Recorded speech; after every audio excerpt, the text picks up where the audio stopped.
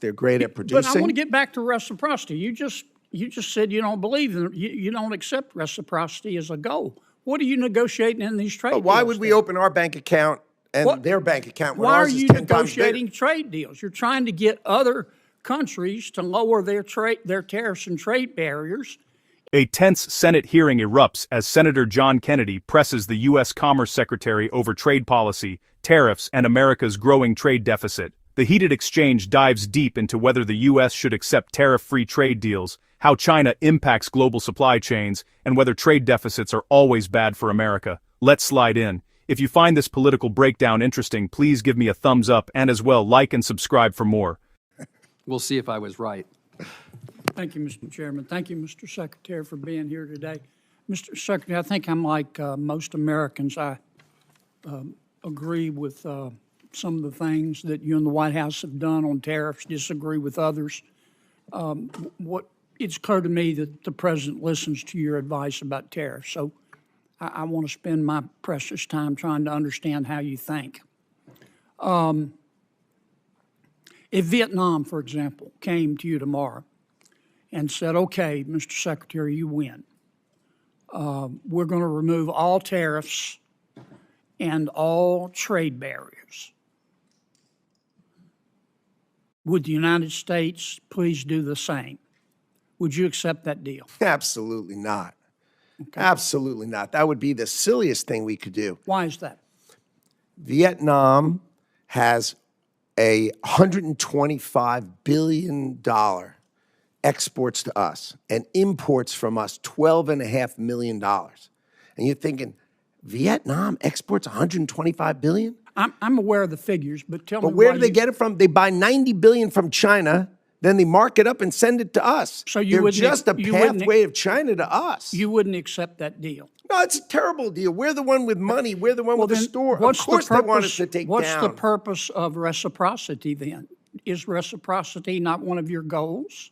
Are you telling the President that we shouldn't seek reciprocity? If that's what you're telling him, why are you trying to do these trade deals? What do we want? We want to encourage Vietnam to produce products they're great at producing. But I want to get back to reciprocity. You just said you don't believe in you don't accept reciprocity as a goal. What are you negotiating in these trade deals? Why would we open our bank account and their bank account when ours is 10 times bigger? Why are you negotiating trade deals? You're trying to get other countries to lower their tariffs and trade barriers in return for us lowering ours. That's true for the things that they'll take from us. That's called reciprocity. Of course. So are you or are you not seeking reciprocity in these trade deals? We are absolutely seeking reciprocity with respect to things that can be reciprocal. But you just said, but when they're importing from China and sending it to us, they're not. You just said that if a country came to you and offered you the ultimate reciprocity, no tariffs, no trade barriers, in return for us doing the same, you would reject that. Of course, because they buy from China and send it to us. Don't you agree with me? Suppose they said we won't buy from China. Now we're talking.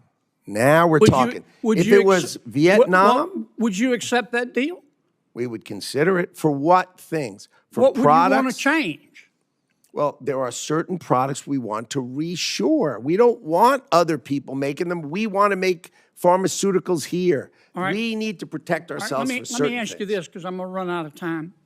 Our trade deficits, are you advising the President that trade deficits are always bad in every situation?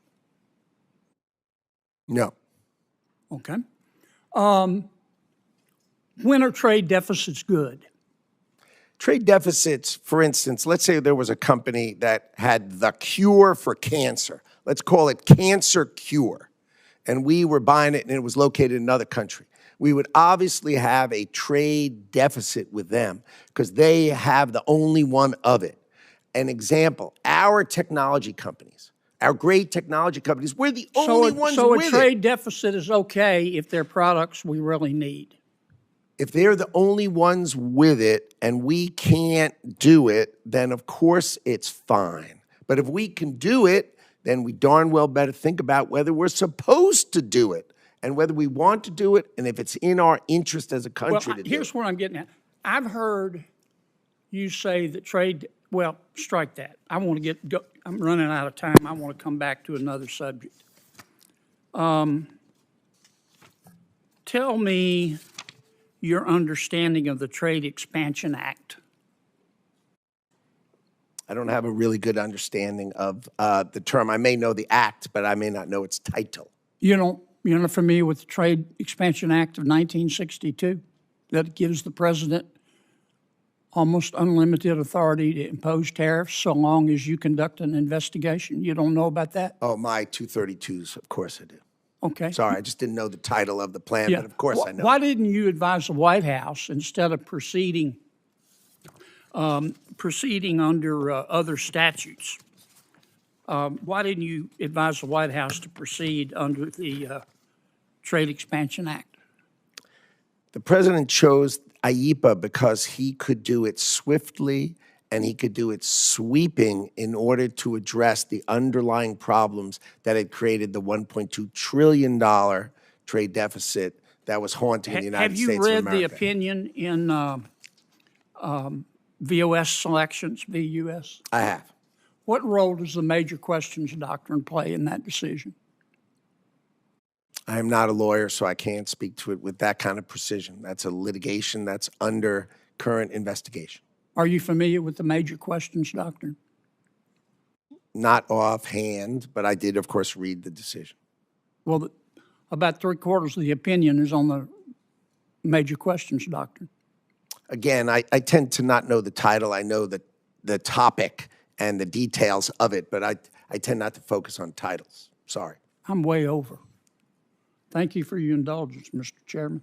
Senator Kennedy, thank you. Senator Shaheen. Thank you, Mr. Chairman, and thank you, Mr. Secretary, for being here today. In your